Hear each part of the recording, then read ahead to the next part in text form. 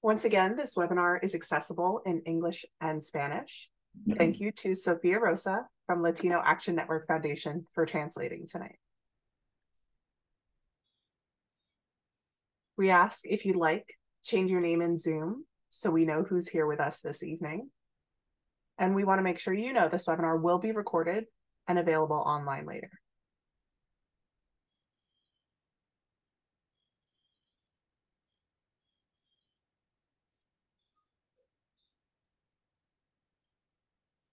As a reminder, please stay muted during the webinar. And if you run into any technical issues, you can send a private message to any of the Zoom co-hosts, and they'll be glad to help.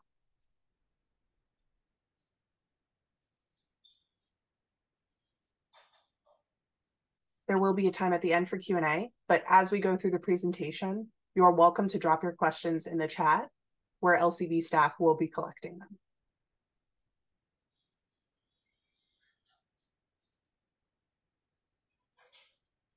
So we know that some people may be wondering why an environmental organization like New Jersey LCB is discussing education and race in New Jersey. While New Jersey schools are consistently rated as some of the best in the nation, they are also some of the most segregated schools in the nation. Nearly half of New Jersey's Black and Latino students attended public schools that were 90% non-white in 2016. Segregation in our schools mirrors residential segregation, and the impacts include inequitable funding to schools in Black and Brown communities, unequal opportunities for high-quality early childhood education, schools with safe drinking water and clean air, and more.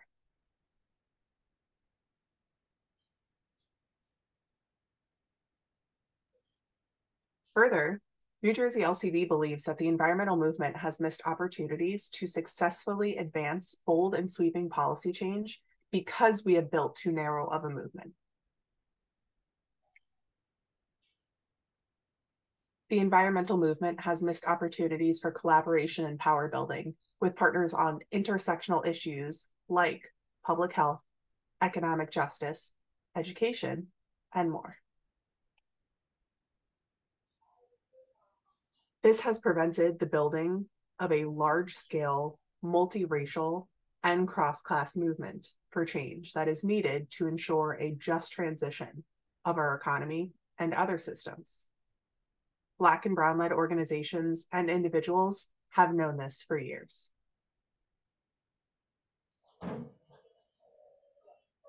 Simply put, the environmental movement cannot be successful without racial, social, economic, and immigrant justice. Partners in environmental justice and social justice groups have supported our movement, and New Jersey LCB believes it's a priority to reciprocate that support, advocacy, and solidarity. That's why we're hosting this webinar series, to better understand racial and social justice issues in the state while touching on environmental justice and environmental racism. We're excited to learn from tonight's speakers, and we hope you are too. So, how does a webinar on our education system intersect with race, the environment, and health? Students of color attend schools that are statistically more likely to be under-resourced and outdated. These schools not only lack sufficient resources to provide proper education, they often lack proper resources to maintain a healthy environment for students. Leaky roofs and old or problematic HVAC systems can lead to an overuse of energy and cause poor indoor air quality and temperature regulation.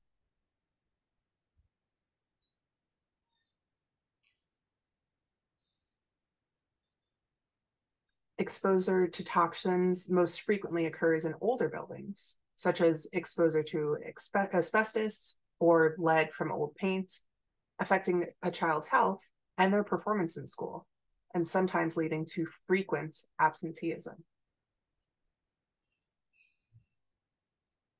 And it's not just on school grounds. Children and young adults are also exposed to toxic air pollutants on their rides to school, on diesel-powered school buses, which release nitrous oxides and benzene, which are toxic to human health and pollute the environment.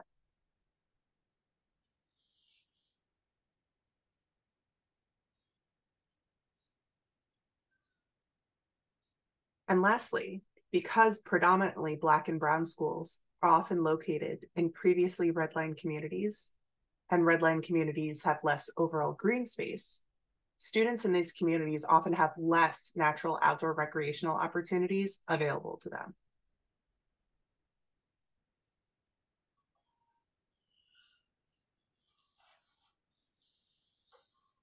Our school kids deserve better. That is why we're grateful to have amazing speakers demonstrate some of the challenges and solutions to education reform needed in New Jersey.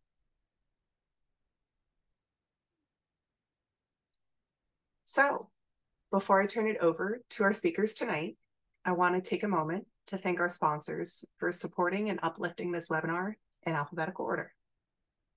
Thank you to our co-sponsors, ACLU of New Jersey, ANJAC, Council on American Islamic Relations, or CARE-NJ, Coalition for the Delaware River Watershed, New Brunswick Area NAACP, New Jersey Black Empowerment Coalition, Newark Science and Sustainability, New Jersey Highlands Coalition, Social Justice Matters, Trust for Public Land, Voters of Tomorrow NJ.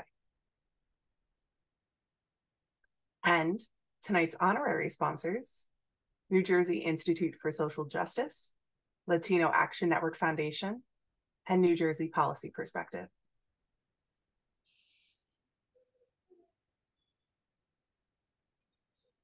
A special thank you to Maria Santiago Valentin, Steering Committee member of NJPEAK, and Marcus Sibley, Environmental and Climate Justice Chair of the Southern Burlington County, New Jersey NAACP, for your help in inspiring New Jersey LCB to pursue this series.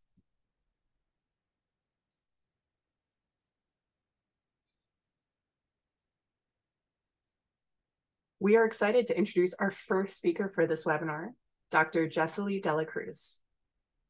Jesselly De La Cruz holds a BA in Political Science from Rider University, an MSW and DSW from Rutgers University, and is a licensed clinical social worker in New Jersey. She completed a postgraduate certificate in family therapy at the Multicultural Family Institute, Inc. in Highland Park, New Jersey. Having originated from an underprivileged background and being a child of immigrant family herself, Dr. De La Cruz's education and work has been motivated by her desire to support traditionally underserved populations. Towards that overarching goal, she has worked with Latino advocacy nonprofit agencies. She currently serves as executive director for the Latino Action Network Foundation.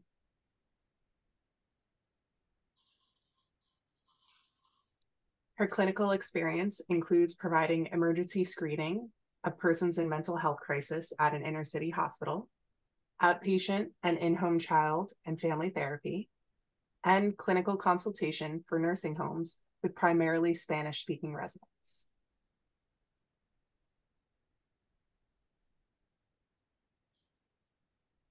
In addition, she has extensive experience working in the prevention of child sexual abuse by conducting forensic evaluations, individual, group, and family therapy at an intensive outpatient program for court-mandated youth who have sexually abused and/or have fire-setting behaviors. Jesselly has also coordinated the psychological treatment of child sexual abuse survivors and their non-offending families in Hudson County, New Jersey.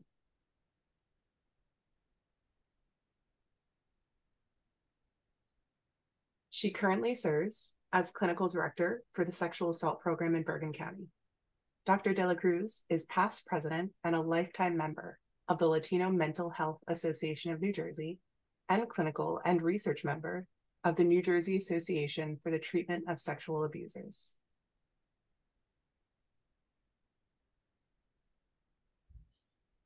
She is committed to dedicating her time to using her skills to help organizations that serve to support and empower Latino communities, BIPOC and LGBT youth, and families living below the federal poverty limit. Thank you, Dr. De La Cruz, for starting us off. Good afternoon, everyone, and thank you, Alex, for that introduction. That bio is long, and I've got to cut that down, but I really appreciate the time and the opportunity to speak about education reform, specifically when we're talking about Latino communities. That is the focus of the work that I do at the Latino Action Network Foundation.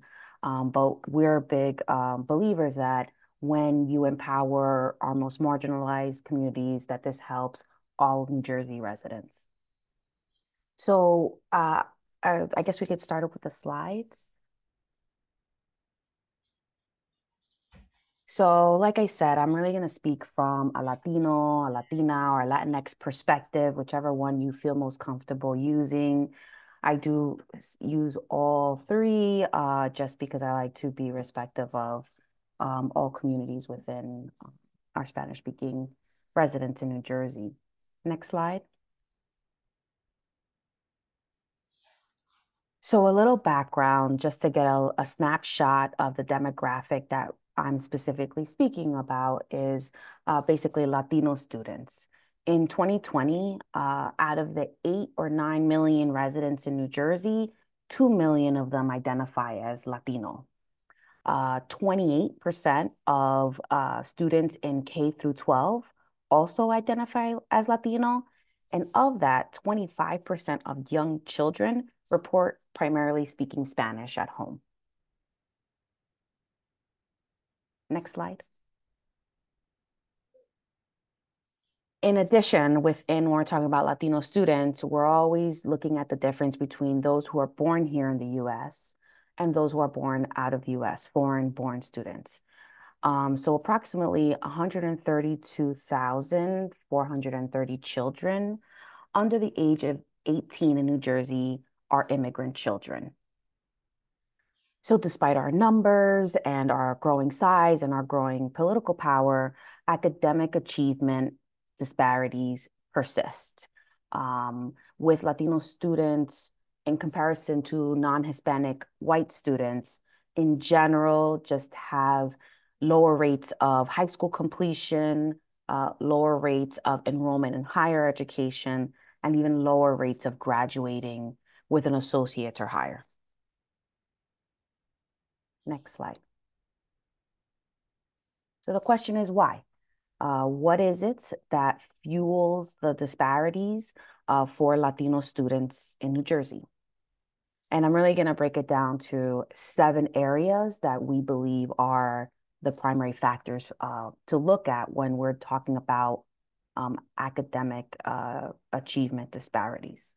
Next slide. So before I get into the 7 areas, I think it's very important that when we talk about education reform in general, that we have an anti-oppression stance. There is a long history in the United States of anti-Latino discrimination. And this image right here, this QR code, if you scan it, it'll actually take you to a documentary produced by the History Channel that really outlines in depth the history of discrimination. And this picture that you see is the face of one of the first children that was the face of one of the first lawsuits against school segregation. This is the Mendez family, 8 years before Brown versus Board came to play. Next slide. So the 7 areas after, really talking to our community, stakeholders, and other organizations, we find that these are really the 7 areas that fuel the disparities. One is residential segregation, which we'll get into, language access, early childhood education, issues of mental health and special needs, school discipline, school environment and curriculum, and pathways to higher education. Next slide. So I'd like to take the time out for you all to, if you want, scan this QR code. There's no way today I'm going to be able to go over everything about the current school segregation lawsuit that has been all over the news recently. So the Latino Action Network, the NAACP, the Urban League, and several parents and children and other organizations are plaintiffs in a current case against the state of New Jersey claiming de facto segregation. So essentially that segregation in New Jersey persists, not because of a specific law to create segregation, but as a byproduct of the way our school system is formed and around the way residential place of residence is the primary way to enroll in school systems. So we find that as the lawsuit puts out the claim that as a result of that, we have de facto segregation. And there's a lot, you could just Google this. This will actually take you to our case page where you'll find the formal complaint in actual English and Spanish. We also have FAQs and other resources. But there's a lot of great news articles that really give you a condensed version of the timeline and where the case is at right now. Next slide. Immigrant children, like we said, there's over 100,000 immigrant children in New Jersey in our school system. And I'd like to highlight this organization, the New Jersey Consortium for Immigrant Children. In 2021, they released a report that really talked about English learners in New Jersey and basically what they're not getting in the education system when it comes to bilingual education, accessing special education services, and language access in general. So this is a great report. I really recommend that you look it up and look up this organization as well. So while the report highlights some real serious concerns where English language learners are not getting their educational needs met, we've had some great wins in New Jersey thanks to our broader coalition building around policy success for Latino students. We passed in-state tuition with access to financial aid for undocumented students in 2019. In 2020, we passed driver's license legislation that would increase access for undocumented students to get a driver's license. From our community outreach many, many years ago, for decades, we learned that a lot of undocumented students didn't realize they were undocumented until it became time to kind of get a driver's license or take that course in school or apply for college. So there are a lot of reasons why people are not undocumented. They come here, there's a long history of that. So you could have to look that up a little bit more in depth. But that is, we expanded that driver's license because it increases access to students being able to drive to school or even drive to college or university. And most recently, we expanded access to New Jersey Family Care, which is Medicaid, for income eligible children who are immigrants and or undocumented. Next slide.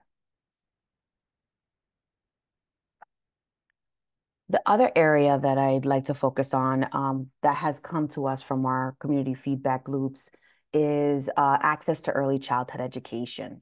So according to the Census 2020, there was a huge decline in enrollment of Latino children in pre-K and early childhood education. In general, during the pandemic, all communities saw a decrease in enrolling in early childhood education.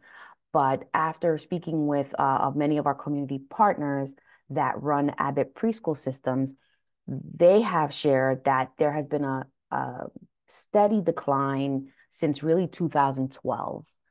There's been a steady decline, and this can be for many reasons. I really appreciate the work of Peter Chen at the New Jersey Policy Perspectives and the advocates for children of New Jersey who really highlight the complex issues of our childcare system and our early childhood education system. And the ways in which that system is set up really prevents it from serving as many children as possible. So one of the issues that we see is that we used to have a very strong, robust outreach campaign to encourage people to enroll their child in early childhood education, but this kind of outreach still no longer exists. So families tend to be very skeptical, even though the research shows that entering in pre-K and participating in early childhood education drastically improves academic outcomes in later years. Next slide.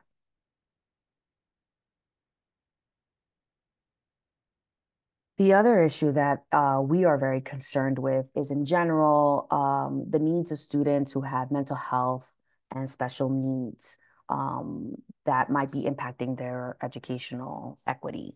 In general, Latino families who have a personal experience with some sort of immigration enforcement, which a lot, if not all immigrant children have some sort of relationship with experience with immigration enforcement, either the fear of it or actually having been in some sort of custody or detention prior to arriving in New Jersey. There's about 6,000, I believe, unaccompanied minors living in New Jersey, that they actually have a lower quality of life and endorse higher symptoms of depression and anxiety. And really what we find is that the discrimination that they experience, the anti-Latino discrimination that they experience here in the US, it does impact their mental health and does impact their ability to get through the school day. Next slide. And we actually see almost a direct correlation between these mental health issues that are either untreated or they lack access to get the care needed, or the difficulty in addressing special needs within the educational system. So finding people who can evaluate children whose primary language is Spanish. All these things really are almost directly connected to behavior problems in school, what schools deem as behavior problems, so school discipline issues, and even absenteeism and ultimately dropout rates, that you will find that among those who drop out or are more disciplined, that there is a direct correlation with having some sort of special education classification or an undiagnosed or diagnosed mental health issue. So the Attorney General released a guidance on school discipline actually earlier this year in August. And he highlighted that actually Black students are 3 times more likely to get suspended than their white peers. And Latino and multiracial students are 1.5 times more likely to be disciplined at school than their non-Hispanic white peers. Next. The other issue that we find is really important is school environment and curriculum, that they're talking about diverse communities, that they're teaching critical race theory and African-American history and Latino history and LGBTQ history in New Jersey schools. This is something that we actively support. We believe it makes all students better and increases tolerance and impacts positively on mental health on those most affected by these issues. This past May, we provided testimony in coalition with our partners around the Managing Equity Guidelines for the Department of Education. And we also recently provided a statement around the ways to support LGBTQ youth and their right to privacy in schools. And these QR codes, if you scan them, you can access them online. Next slide. If you really want to read in depth about our most recent work around education reform and policy, we released this report in September in collaboration with the New Jersey Consortium for Immigrant Children. It's called the Latinx Experience in Schools, a Policy and Action Agenda, and it will include a dense overview of what we are currently working on. Next slide. And last but not least, some of the work that we do to combat these barriers and bridge that gap in educational equity is that we are forming relationships with higher community colleges and four-year universities, primarily Hispanic serving institutions. And we really do outreach by conducting kind of healing circles or restorative justice circles to talk about the ways in which education system has failed these students, failed to prepare them for higher education, and what they see as solutions to prevent that from happening to future students. Next slide. And that's pretty much I shared a list of resources where you get access all the information provided in this webinar, really in-depth stuff, because there's no way I can cover all of this in 15 minutes, but I really appreciate the opportunity to share these really important issues to our community. Thank you. Thank you, Dr. De La Cruz. Now, I'd like to introduce our second speaker, Tom Puryear. Mr. Thomas Puryear was the president of the Oranges and Maplewood unit of the NAACP from 2012 until January 2021. Tom had been the unit's education committee chairperson. The New Jersey State Conference of the NAACP appointed Tom to be the vice chairperson of the organization's education committee beginning in 2011. As of 2020, Tom has been selected to chair the NJNAACP's State Conference Education Committee. Tom is a member of Our Children, Our School, a statewide education advocacy group. Tom is a founding member of Citizens for a Better East Orange and the Presidential Heights Community Association in East Orange. For the past 2 years, Tom has served on New Jersey Supreme Court's District 2 Attorney Ethics Board. Since the fall of 2017, Tom has been a commissioner on New Jersey's Amistad Advisory Board. In addition, Tom is a member of St. James AME Church in Newark and is an active member of God's Men at the church. Tom is an activist who has resided in East Orange for nearly 50 years. He has been married to Mary Crenshaw for 52 years.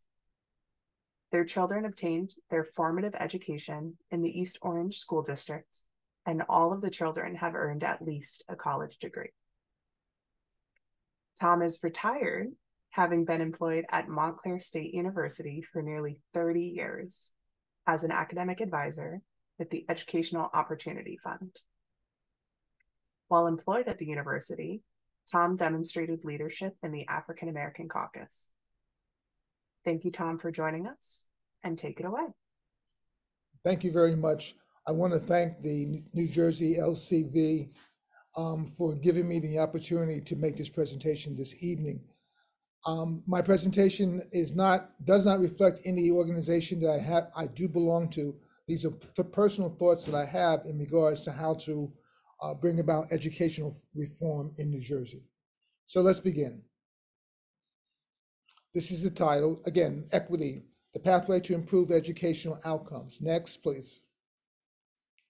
These are the 6 principles or 6 recommendations that I believe are essential to bring about educational reform. It has nothing to do with the lawsuit. These are things that I believe, high quality preschool, the elimination of homogeneous grades, subject placement, cultural responsive teaching, proactively addressing the teacher crisis in regards to diversity, and also eliminating the questionable suspension and expulsion of students. Next, please. A little bit about myself. Next, please.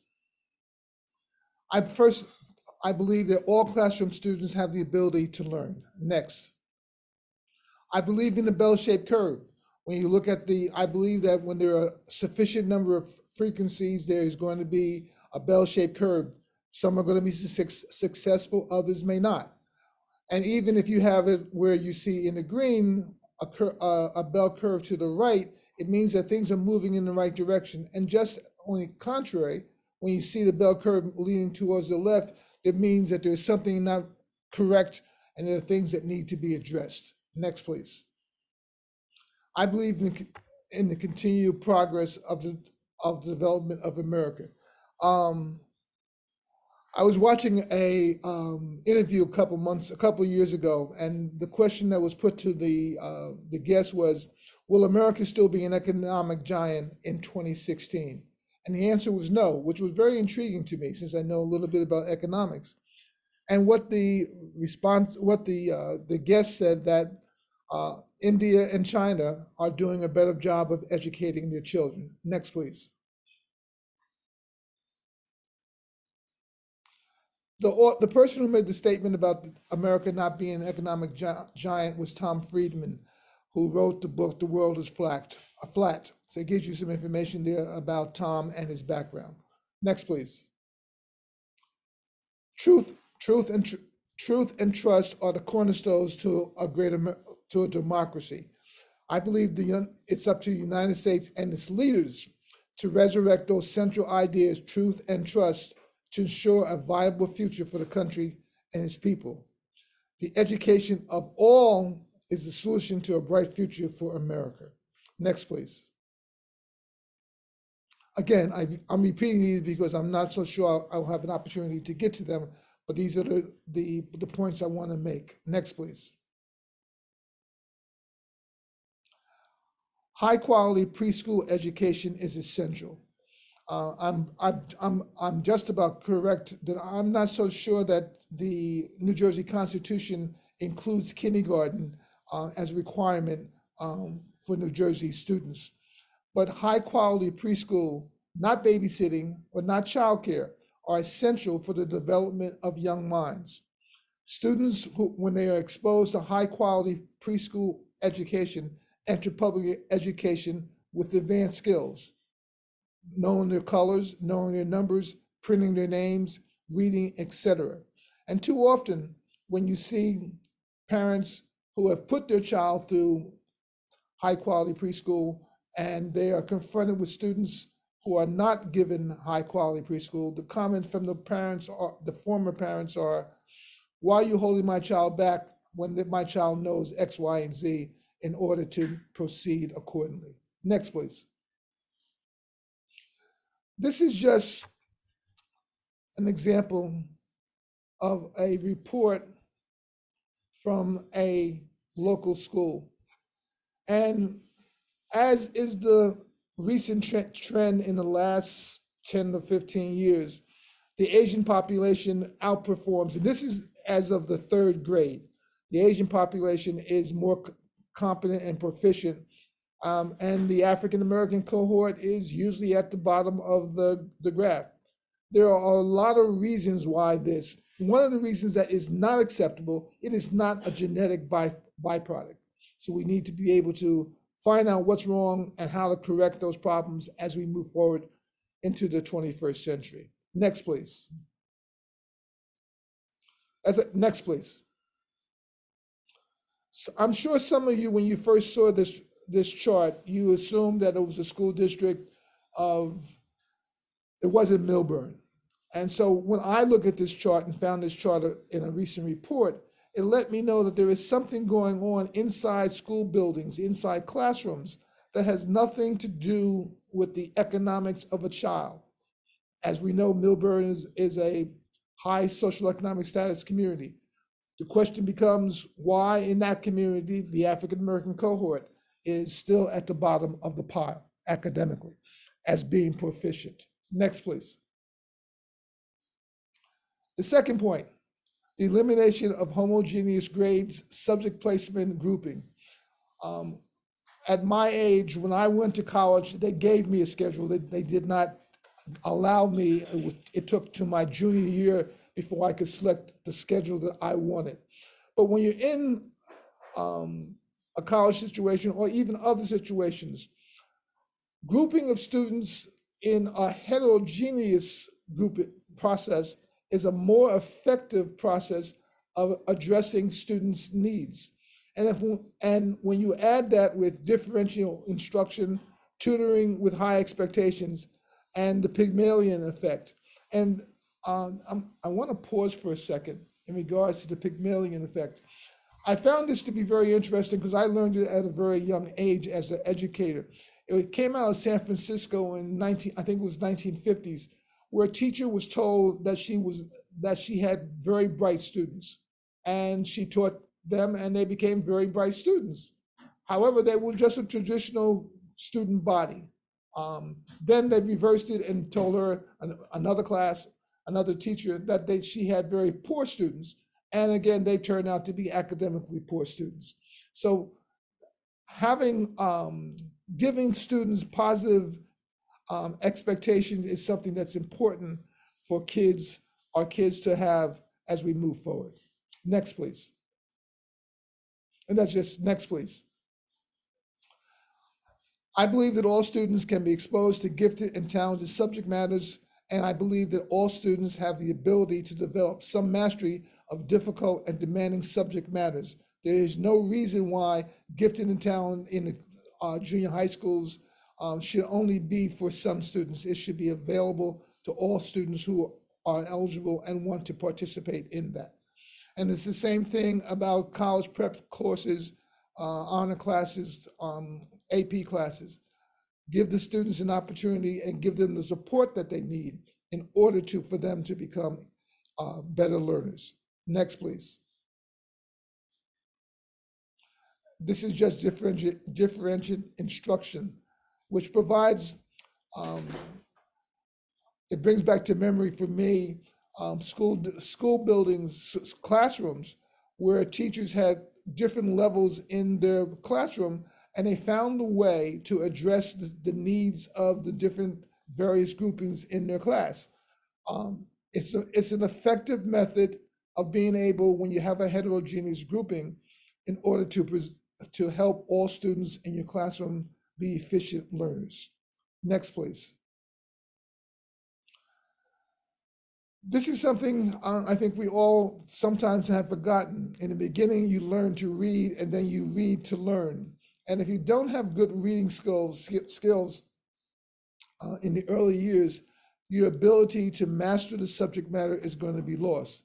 So we've got to have more information about how to generate with our students better students who have the ability to read. Next, please. In 26 years ago, Congress brought forth the idea that there needed to be a national panel to evaluate the status of reading research and identify the relative effectiveness of varied reading approaches. So in 2000, Congress released a report that most of New Jersey has not implemented the recommendations of that report. Next, please. If you have not or are not aware of this report, I encourage you to go through online and get a copy of the National Reading Panel report. And it's important that the recommendations that are listed in that report are implemented in our schools' classrooms. Next, please.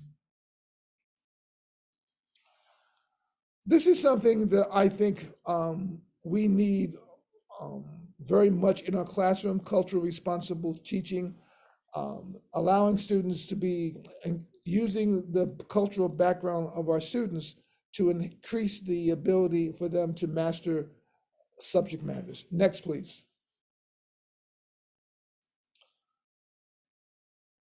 Culturally relevant teaching is a pedagogy grounded in a teacher's practice of cultural competence or skills in teaching a cross-cultural, multicultural setting. Teachers use this method to encourage students to relate to courses of content using the cultural content of the students. Next, please. This just outlines 4 possible benefits of cultural responsible teachings. Next, please. Next, please. My son was an English major while an undergraduate, and he would complain about old dead white men being the focus of either the American English literature or American literature. I tried to encourage him, there was no way you can teach American literature without dealing with old dead white men. However, there's a way for you to enhance that ability to encourage your students. If I was present with you, I would ask you the question the following. Next, please. I would ask you, how many of you recognize this particular individual? I'm sure there is someone there who's online with us right now who's able to tell us that this is Robert Frost, the poet. Next, please. Just some information about Robert Frost, what have you. This is the poem This is the poem that I enjoy most by Robert Frost. It echoes my life and some of the roads that I took. Next, please. And it's a personal poem that I enjoy immensely. And I'm not into poetry per se, but this is something that I enjoy. Next, please. But if you really want to expose your students to poetry, you can use this particular person who has the background also of a poet. Please, next, please. That was Gwendolyn Brooks. As you can see, Gwendolyn Brooks is one of the most influential and wide-read 20th century American poets. This would encourage, if you included Gwendolyn Brooks in her poetry, it would give students of color, African Americans especially, another perspective in regards to poetry and to give them more insights into what it is to be a poet. Next, please. Go back one, please. Nope. Next. There. Thank you. In order to have balance, I wanted to include a Latino person, and this is the person I came across as a poet. Please, next. Julia de Burgos. I liked her background in regards to her involvement in the feminist movement, civil rights, Afro-Caribbean activities. So again, if you're teaching poetry, this is a great opportunity to include other cultural backgrounds. Next, please. One of her poems that I found to be enjoyable. Next, please. This was something of personal interest for me. The person you're looking at, as you can read, is Curtis Jackson, contemporary known as 50 Cent. As an actor, as an entrepreneur, I have a lot of respect for Curtis Jackson. If you were teaching poetry, this would be a prime example, next please, of being able to include contemporaries that would encourage students to have a better or want to have a better understanding of poetry. By the way, I only got the good verses of this 21 questions, so don't be alarmed that some of the actual lyrics are going to be included. Next, please. So again, by dealing with having a culturally responsive classroom gives students of all colors the ability to relate to a subject matter, even though the focus may be old dead white men. There's ability for the teacher to provide opportunities for students to widen their cultural foundation. Next, please. Would you keep on, I'm going to leave, I did the same thing with the arts, but would you just keep on going until you get to the slide that says cultural, keep on. Stop there, please. As I tried to share with you, having a cultural relevant class allows students to relate to contemporary and relevant cultural foundations as well as traditional curriculum. Next, please. Again, I would assume that students that are involved in a cultural classroom would be able to have more interest and become more interested in the topic and how to do, if they can see and identify individuals of their own ethnicity in order to address the topic itself. Next. There is no doubt that in our state at this particular moment in time, there is a teacher crisis. Not only the not having sufficient numbers of teachers, but there's a huge problem as far as diversity, students of color who are pursuing education. This just shares with you that the number of bachelor's degrees fell by 19% for over a 10-year period of time. There's a lot of reasons individuals are not pursuing education. And that's at the same time where the number of degrees moved to a total degrees increased by 1 million. Next, please. This is just giving some background information that the teacher education programs are declining significantly. And we have a shortage of educators who are identified as students of people of color. Next, please. This particular chart gives you some background in regards to the teaching population. I don't see a date here, but again, most of the people who are entering teacher education or exiting teacher education are white non-Hispanics. However, next please. Most of the people that they are interacting with are students of color. This particular information provides in percentages of the students that I think are existing in our classroom. So you have predominantly white teachers interacting with students primarily of color. Next, please. Tom, we're just about at our Q&A, so this might have to be your last slide so we can get to all of our questions. Thank you. So I'll just end it here. The other areas I did not get an opportunity to get to was, I think Jesselly mentioned it, in regards to the number of how students are penalized either by suspension or expulsion in our school system. A lot of it is based upon race. Black students, especially Black males, exceed the number of their white counterparts as far as being expelled or suspended. And that is a byproduct of zero tolerance, which means no matter what you have done, for whatever reason, you have to pay the penalty. Thank you very much. The slides will be available online if you wish to have them. Thank you so much, Tom, and to Dr. De La Cruz and Sophia. And that actually, I think, is a perfect transition for us to move into our Q&A session now. We're going to be pulling some questions from the chat. Feel free to put some in the chat if you have more coming up. So I would like to start with this question. And we'll start with Dr. De La Cruz, and then Tom, feel free to jump in afterwards.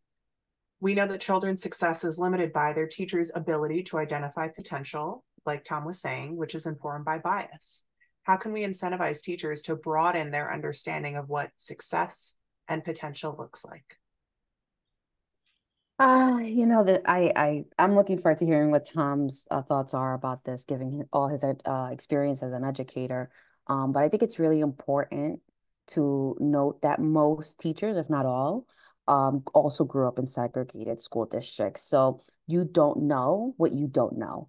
So to really address this issue that's kind of why we believe this case is so important, because given our current system, we will continue to output teachers that are in 99%, almost 99% white schools and teaching students of color. So to me, it's more of like a systemic issue as opposed to incentivizing teachers.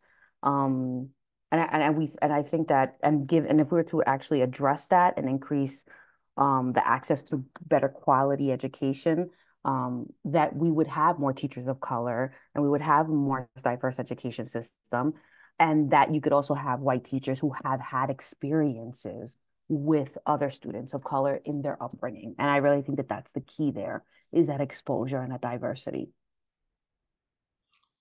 My comments would be, I have colleagues who believe that the educational system is designed to be oppressive for students of color. So therefore, if a system is not designed to work in your behavior, in your behalf, it's going to be very difficult for you to be successful. Teachers have got to have the ability to say that all students can learn.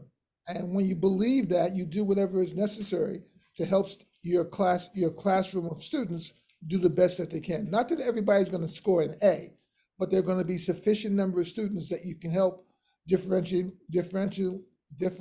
setting up your classroom to be able to reach the students in your classroom. Not giving up on students and believing in students have the ability to execute whatever is executed. That's another reason why I use the word to have heterogeneous grouping rather than homogeneous grouping, giving all students the opportunity and the exposure to become better learners. Thank you both. All right, next question we have is, and Tom, we'll start with you and then go to Dr. De La Cruz. How do we actually desegregate schools in New Jersey when the issue is largely based on housing? The Constitution, New Jersey's Constitution does not address the housing issue as a byproduct for segregated schools. We have over 600 school districts, and there's a belief that local control is important. The initial ruling from the judge that is reviewing the lawsuit said local control cannot and should not trump what is going on as far as to stopping segregation. So it can be done, but it means that we've got to expand our horizon in regards to looking at it, rather than saying, because I live in Milburn, I can only go to a Milburn school. I live in Essex County. So I live in Essex County, I live in East Orange. Within 20 minutes, I can be at 10 different school districts. So what would happen if we had a county-wide school system exposing all of our students to the idea that they can learn? It means a different philosophy, and it means a different expansion of our ability to serve our students. We need to be able to serve all students, not some. I agree, Tom. And while it is directly related to housing, the real problem that the lawsuit highlights is that there are two conflicting laws on the books in New Jersey state constitution. One law being outlawing segregation, whether it's de facto or done directly, and the requirement that to enroll in public schools, it's a residency requirement, that you need to meet the residency requirement to enroll in public schools. So those two laws are in contradiction of each other, regardless of where someone can afford to live. That should not limit, just like we don't believe that where you live determines your long-term health because of your exposure to toxins. Where you live should not determine the kind of quality education that you have a constitutional right to have access to. Thank you both. And we are getting a lot of good questions and discussions. Yep. Give me 1 second. Let me finish my discussion first. We are getting a lot of good questions in the chat. Just a reminder, we are going to have a follow-up email with contact information if you are interested in learning more about this, just because we're coming up on time.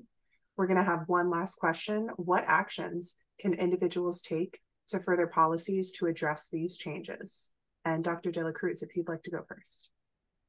You know, local power is power, right? So participating in your local school boards or going to meetings and speaking up, regardless of whether you have children or not in that school system, if you care about the community and you care about these issues, as a New Jersey resident, you have a right to use your voice.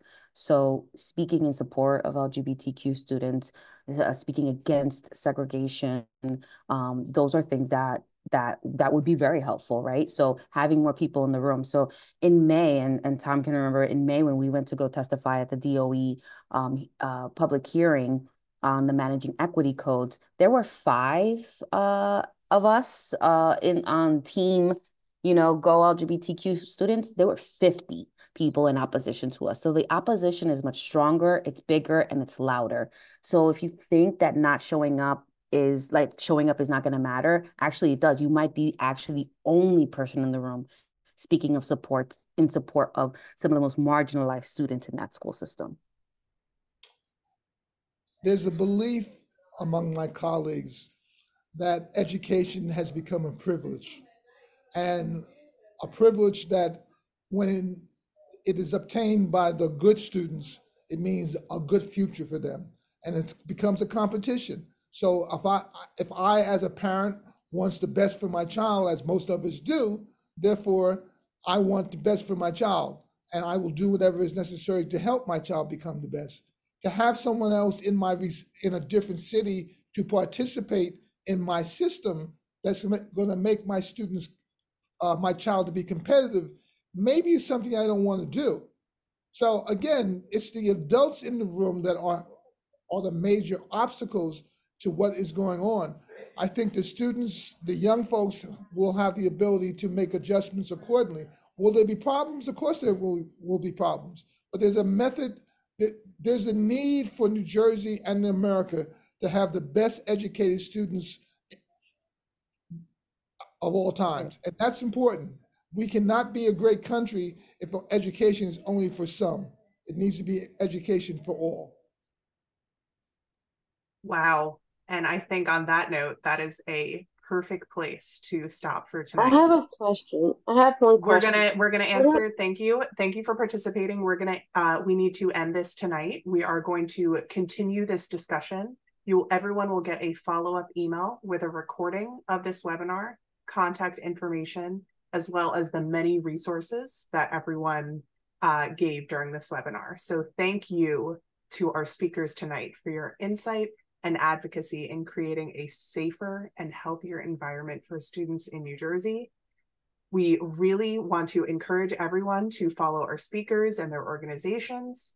Thank you once again to our co-sponsors, and a special huge thanks to Sophia Rosa from Latino Action Network Foundation for translating this evening. Once again, this was the 6th webinar in the Social Justice and Equity series.